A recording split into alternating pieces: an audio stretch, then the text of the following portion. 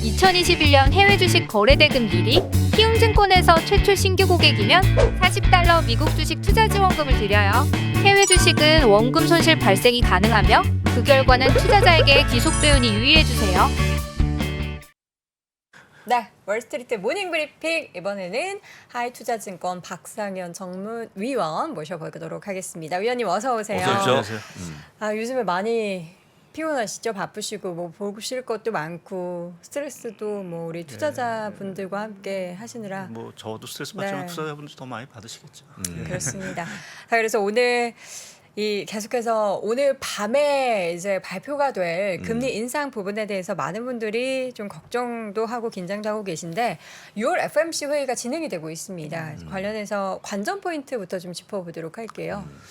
예, 뭐 시장이 어느 정도 이제 뭐 금리 상승 인상, 특히 이제 뭐 75bp에 대한 부분 자체를 상당 부분 이제 뭐 하루 이틀 사이 거의 또 받아들이는 분위기인 것 그쵸. 같고요. 뭐 그래서 뭐 금리도 사실은 뭐 급등을 사실 저도 이렇게 시중 금리가 이렇게 빠른 속도로 올라가는 거를 체감한 게 사실은 거의 없었던 기억 같은데요. 상당히 좀 빨리 올라오는 부분들인데 그리고 이번 FOMC에서 뭐 75bp는 뭐 말씀드린 대로 기정사실적으로 받아들이는 부분인데 가장 중요한 거는 결국 연준이 어떤 신뢰성 회복일 것 같습니다. 그러니까 저희가 뭐 3월달에 이제 금리를 이제 25bp 인상하면서 그때 뭐 저도 다 누구도 이제 25bp씩 갈 거야 얘기를 하다가 갑자기 한 4월 정도 들어가서 결국 이제 50bp로 그렇죠. 갑자기 전환이 뭐 한 1개월 만에 전환이 됐고 또 한 1개월이 지나서 지금 또 75bp 뭐 100bp까지도 사실은 얘기하는 그러니까 연준의 지금 근 3개월 동안의 행보 자체가 시장의 신뢰를 주기에는 상당히 조금 크게 좀 아쉬웠던 그러니까 뭐 물가의 전망치 자체가 틀렸다라는 부분도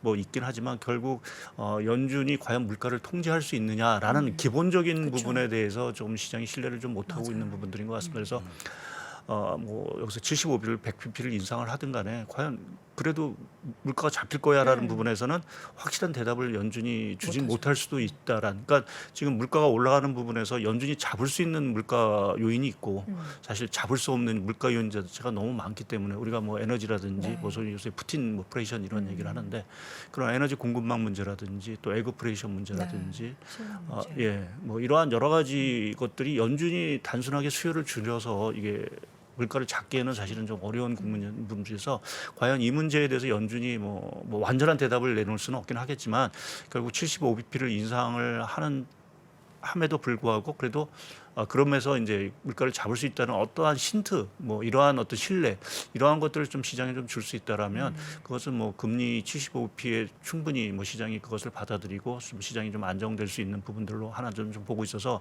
뭐 연준 의장이 결국 이제 기자회견을 하겠죠. 그 과정 속에서 얼마만큼 시장에 조금 뭐 긍정적인 얘기를 하기는 좀 어렵긴 하겠지만 이러한 물가와 관련된 통제력 자체에 대해서 연준이 여전히 뭐 어느 정도는 보유하고 있다라는 좀 뭐 어떤 시그널인지 모르겠습니다. 그런 것들을 좀 시장에 좀 던져줘야 될 필요가 하나 있을 것 같고요. 그리고 두 번째 부분에 있어서는 저는 점도표가 이번에 상당히 좀 뭐 항상 저희가 점도표를 이제 많이 얘기하는데 점도표를 이제 중요하게 보는 것들이 뭐 앞서도 이제 얘기했지만 지금 연말까지 지금 금리 자체가 상당히 시장이 예상했던 것보다는 사실 급격히 오르는 뭐 75bp, 뭐 50bp, 25bp 뭐 이렇게 해서 뭐 결국 연말에 가서는 뭐 3.75까지도 갈 수 있다라는 지금 얘기가 나왔는데 과연 점도표 상에서 그러니까 내년도 전망, 금리 전망 자체가 과연 얼마로 찍히느냐라는 부분이 상당히 중요할 것 같습니다. 그러니까 제가 어제 문득 생각나는 어떤 사자성어 하나가 이제 조삼모사라는 생각이 나서 이게 어차피 금리는 올릴 거였는데 과연 초반에 좀 확 올리고 뒤에 가서 조금 이제 낮출 건지 아니면 이 속도를 계속해서 가서 뭐 우리가 생각했던 거 이상의 어떤 금리 인상 스텝이 나온다라면 시장이 안정을 못 찾겠죠. 그래서 오늘 발표된 여러 가지 이제 회의 끝나고 나오는 여러 가지 예중에 점도표가 이번에는 그러한 의미에서 상당히 좀 중요하지 않겠느냐. 그러니까 뭐 초반에 좀 빨리 올리고 올해 연말이라든지 내년 초에 조금 금리 인상 속도가 둔화되거나 좀 중단될 수 있다는 어떤 기대감을 좀 시장이 줄 수 있다라고 하면 그 부분은 그래도 소기에 조금 긍정적인 어떤 시장의 영향을 좀 주지 않을까라는 좀 생각을 하고 있고요. 그것이 결국 지금 얘기하는 뭐 자이언트 스텝 뭐 이러한 것들의 지속 가능성 이러한 것들을 어느 정도 저희가 좀 판단할 수 있는 뭐 최소 전 시점에서는 그러한 어떤 좀 척도 역할을 좀 할 수 있기 때문에 좀 점도표를 좀 주목하자라는 않을까라는 쪽에 좀 말씀을 좀 드리겠고요. 그리고 이제 또 한 가지는 이제 금리가 올라가는 과정 속에 이제 아무래도 경기 장단기 금리 스프레드 역전을 사실 또 이제 앞두고 있는데 과연 연준이 경기에 대해서 그러면 어떻게 생각하느냐. 이전까지는 연착륙할 수 있다라고 이제 계속 얘기를 해줬었는데 과연 이번에 이제 수정 전망치가 또 나오겠죠. 그 수정 전망치를 통해서 이제 그래도 스태그플레이션보다는 연착륙에 대한 어떤 그 가능성 이러한 것들을 좀 시장에 주고 특히 이제 또 하나 주목하는 게 저는 실업률입니다. 그러니까 지금 실업률 자체가 한편에서는 사실 물가 상승을 좀 견인하는 하나의 요인이 되기는 하겠지만 한편에서 보게 되면 또 수요를 사실은 좀 이게 받치면서 사실은 경기 연착륙을 이끄는 어떤 중요한 요인들이기 때문에 그렇게 보면 이제 연준이 이제 금리 이러한 인상 기조를 이제 보이는 상황에서 과연 이제 고용 시장이라든지 이런 것들에 대해서 어떻게 전망을 하고 있는지 정말 스태그플레이션에 가까운 실업률의 상승을 얘기를 할 건지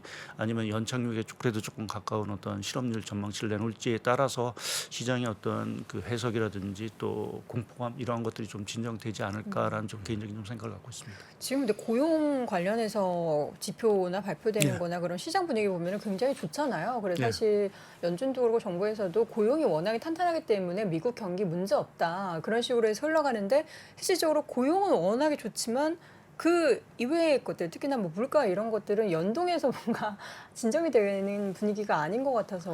예, 사실은 미국 물가 흐름에 있어 사실은 좀 아까 제가 이제 연준이 통제할 수 없는 부분이 있다라는 거 네. 그게 우리가 알고 있는 여러 가지 그쵸. 이런 에너지 유가뿐만 아니라 하나 이 고용 시장에서도 사실은 많이들 얘기하셨지만 이게 인구적인 문제도 사실은 좀 가미가 된 것 같습니다. 그러니까 이번에 팬데믹으로 인해서 사실 이제 베이비붐 세대 이러한 분들이 조기 은퇴를 하시고 또 앞으로도 사실은 그분들이 노동시장에서 계속 이탈할 수밖에 없거든요. 그렇죠. 그런데 문제 자체는 그러니까 베이비붐 세대들이 전체 고용 시장에서 차지하는 비중 자체 한 4분의 1 정도 됩니다.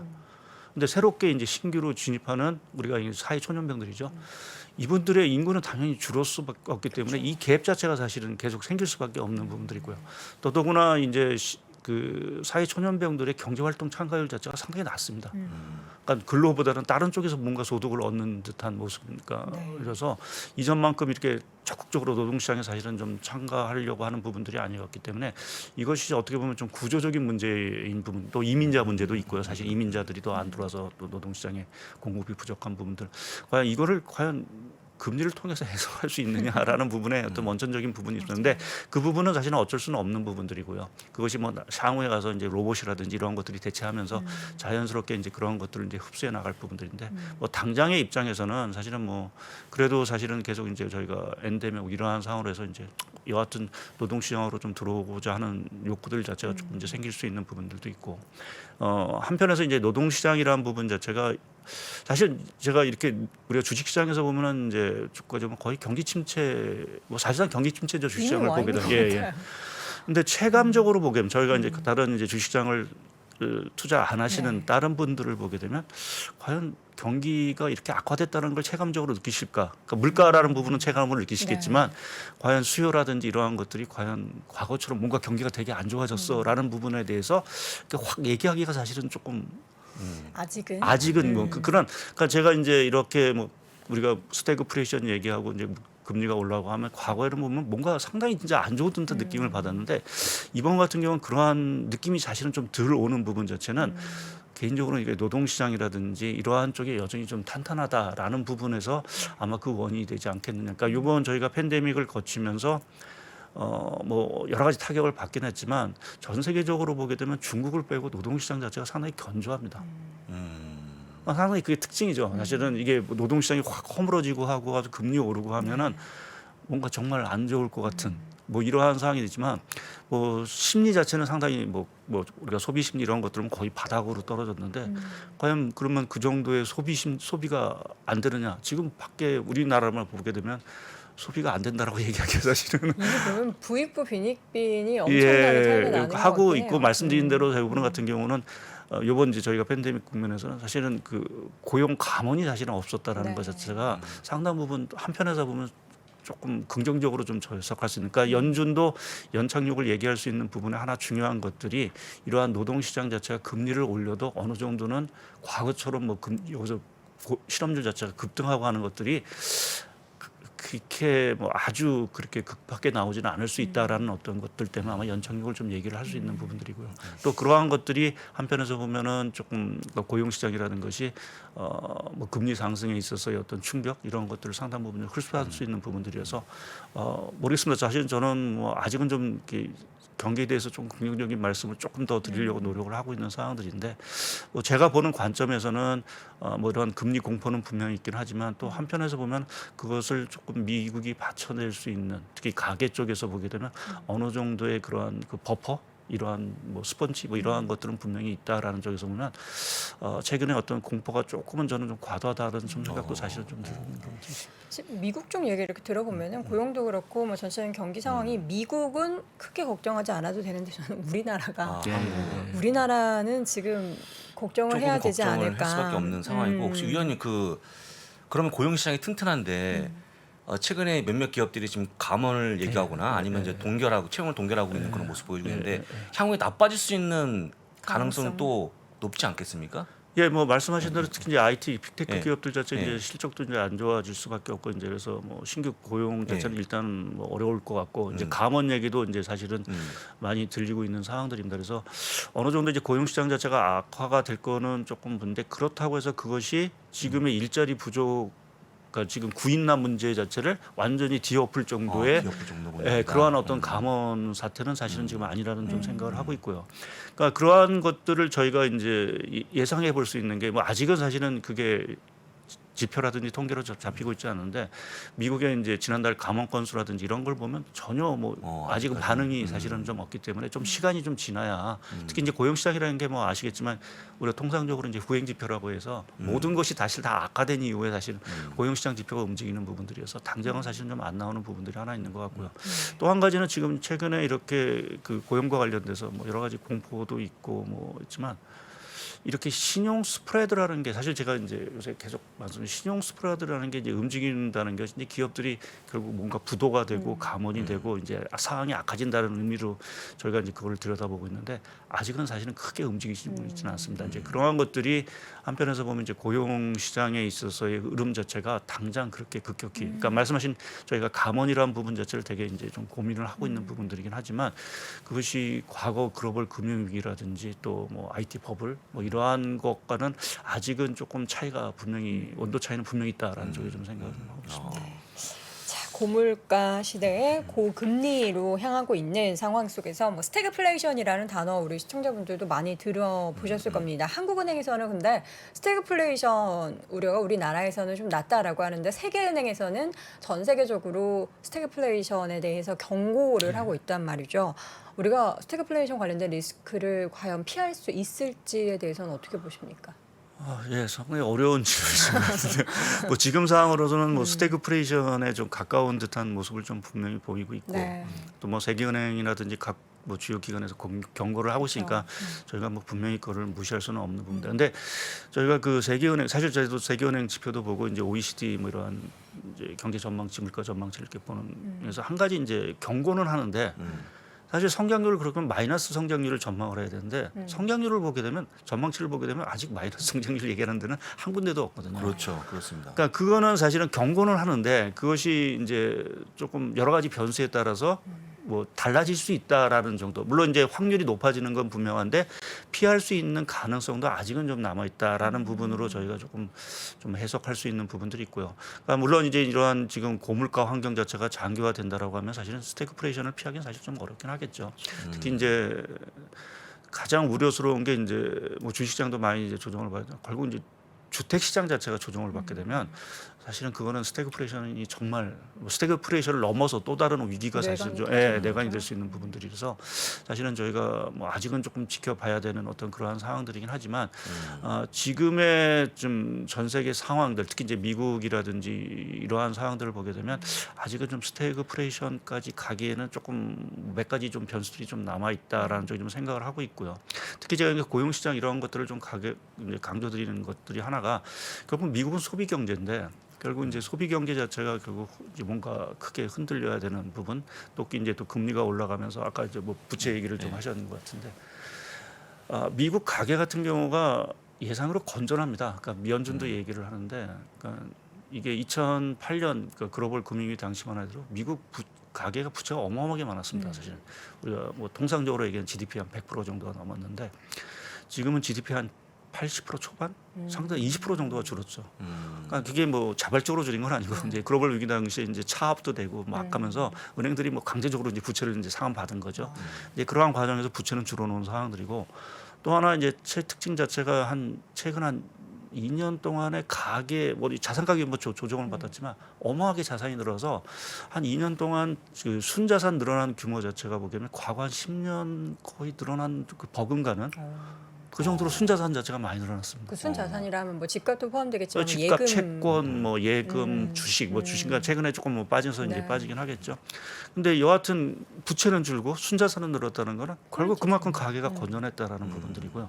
그러니까 그러한 것들이 최근에 어떤 금리 아까 말씀 뭐 모기지 금리가 6%가 가고 하면 사실 이전에는 아우성이 났겠죠. 뭔가 그렇죠. 예, 그렇습니다. 예, 뭔가 그 이제 부채도 못 갚고 한다는 이런 아우성이 나왔을 텐데 지금 그런 아우성 소리가 아직은 안 나오는 거는 물론 이제 주택 가격이 아직 안 빠지고 있다는 부분도 있지만 미국의 가계 자체가 상당히 이전보다는 건전해졌다. 어느 정도는 조금 아직까지는 버틸 힘이 있다라는 부분에서 저희가 그것이 이제 스태그플레이션, 그러니까 아까 말씀드린 소비 자체의 어떤 급격한 침체를 좀 막는 어떠한 그러한 부분들인 것 같고요. 또 미국이 뭐 여하튼 지금 우리가 유가라는 부분, 뭐 이것이 사실은 뭐 저도 뭐 요새 보면 휘발유 가격 매일 보고 있는데 우리가 지금 1리터당 2,000원이 사실 넘은 상황들이고 미국은 갤런당 지금 5불. 그러니까 과거에 보면 3불 넘어간다면 소비 안 된다고 얘기했거든요. 그렇죠.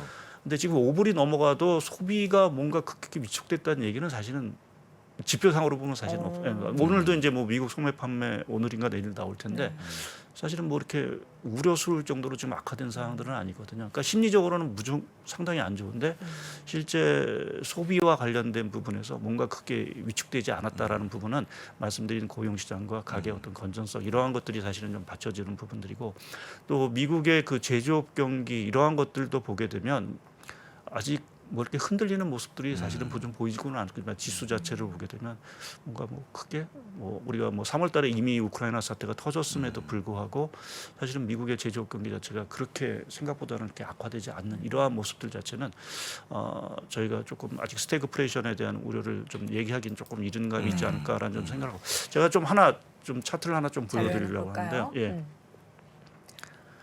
제가 그 우리나라하고 중국 그 수출 증가율, 그 오렌지 색으로 표현한 게 우리나라 수출 증가율 부분들인데요. 제가 OECD 경기 선행지수하고 그려놨습니다. 검정선. 그러니까, 예, 검정선, 파란색으로. 파란선. 그러니까 OECD 경기 선행지수 자체가 저렇게 이제 급격하게 빠질 때 보면은 한국하고 중국 수출, 그러니까 제가 두 개의 합친 수출액 증가율을 그러는데 항상 이제 마이너스로 갔었습니다. 근데 지금은 아직은? 상당히 견조합니다. 생각보다는 상당히 견조하죠. 그러니까 근데 제가 왜 한국, 중국 수출 증가율을 갖고 나오냐면 사실 이게 어떻게 보면 글로벌 OECD 경기 선행지수도 뭐 선행지수 역할을 하지만 우리나라와 중국도 사실은 글로벌 경기의 하나의 어떤 선행지표 성격이거든요.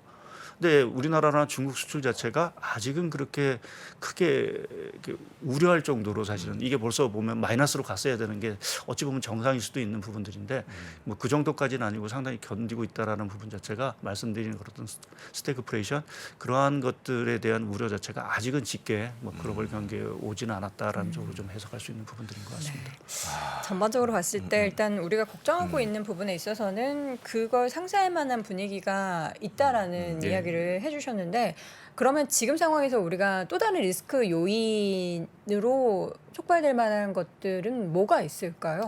크게 제가 요새 세 가지를 말씀을 좀 드리는데 첫 번째 이제 뭐 미국 이제 금리 인상과 관련돼서 이제 이게 최악의 경우는 사실은 이제 유동성 경색이라는 부분 자체가 가장 이제 사실 우려한 거죠. 이게 이제 신용 이제 크레딧 이벤트로 이제 연결되는. 그러니까 최근에 뭐 달러도 강세가 되고 엔화도 뭐 좀 거의 뭐 135엔 뭐 이렇게 가고 하는 이러한 상황들, 이러한 것들이 한편에서 보면 자금 경색을 얘기하는 거냐. 우리가 이제 시중에 나가서 달러를 이제 구할 수 없는 그러니까 기업들이나 이러한 쪽에서 한다라고 하면 정말 이제 기업들이 힘들어지고 부도라든지 또 정말 대규모 감원을 하고 하는 이러한 사태들이 좀 발생을 하겠죠. 그래서 지금 미국이 이제 공격적으로 금리를 인상하는 과정 속에서 과연 이러한 제가 말씀드린 그 신용에 대한 위험들이 높아지느냐. 뭐 다행스럽게 지금 보는 지표들 보게 되면 아직 큰 움직임은 없습니다. 물론 이제 최근에 얘기 드리는 게 이탈리아하고 독일 금리 스프레드 자체가 이제 오르면서 조금 이게 좀 위험시는 거 아니냐라는 얘기가 좀 들리긴 하는데 이제 그러한 것들이 좀 더 심화되느냐라는 부분을 좀 하나 지켜보자는 말씀을 좀 드리겠고요. 네.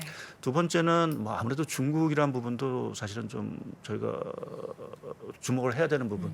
그러니까 지금 보면 제로 코로나 방역 정책과 경기 부양성에서 왔다 갔다 지금 하고 있는 부분들인 것 같습니다. 근데 중국이 사실은 여기서 허물어지게 되면 사실은 뭐 미국 금리 인상 이상의 큰 충격이 사실은 또 올 수 있는, 특히 이제 우리나라 경기라든지 뭐 여러 가지 기업 활동에 상당히 악영향을 미칠 수 있는 부분들이라서 이제 그 부분에 대한, 그러니까 중국이 조금은 경기 부양을 하면서 조금은 그래도 방어력을 조금 이번에는 좀 우리가 몇 번 실망을 했지만 그 실망을 좀 상쇄해 줄 정도의 좀 경기 부양을 좀 해주느냐. 뭐 어저께도 사실은 중국 증시를 보게 되면 막판에 뭐 많이 빠지다가 사실은 또 플러스 상승을 한 거 보면 조금 중국 쪽에 대한 어떤 그 경기 부양 기대감은 조금 여전히 좀 살아나 있다라는 부분에서 뭐 3분기 중국이 어떤 역할을 좀 해줄 수 있느냐라는 부분을 하나 좀 지목을 해야 될 것 같고요. 네. 세 번째는 아무래도 중요한 게 결국 유가. 그러니까 우크라이나 문제일 것 같습니다. 그러니까 우크라이나 전 세계가 사실 뭐 개인적으로 우크라이나가 좀 러시아 전쟁에서 뭐 승리하기를 사실은 좀 원하긴 하지만 우리 입장보다 전 세계 금융시장 입장에서 보면 현 시점에서는 어느 정도 지금 우크라이나 출구 전략에 대한 부분들이 빨리 끝내기를. 예, 이렇게 좀 정전을 통해서 어느 정도는 조금 해소가 돼야, 만약 이 사태가 가을을 지나서 겨울로 계속 이어진다라고 하면 정말 에너지 대란이 나올 수 있는.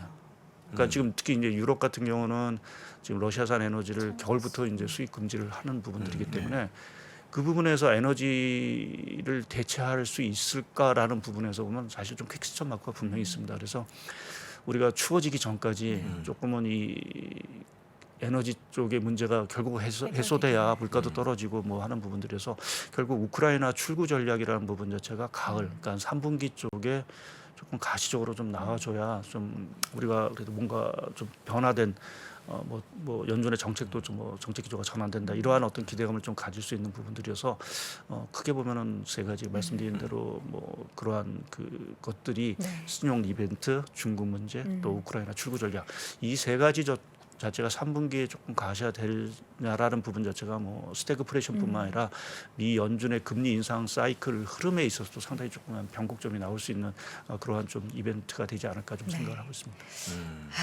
가을이 되면은 네. 이 모든 문제들이 좀 사라지기를 바라는데 그 추이를 계속해서 지켜보셔야 될 것 같습니다. 자, 오늘의 시간 하이투자증권 박상영 전문위원 함께했습니다. 위원님 고맙습니다. 감사합니다.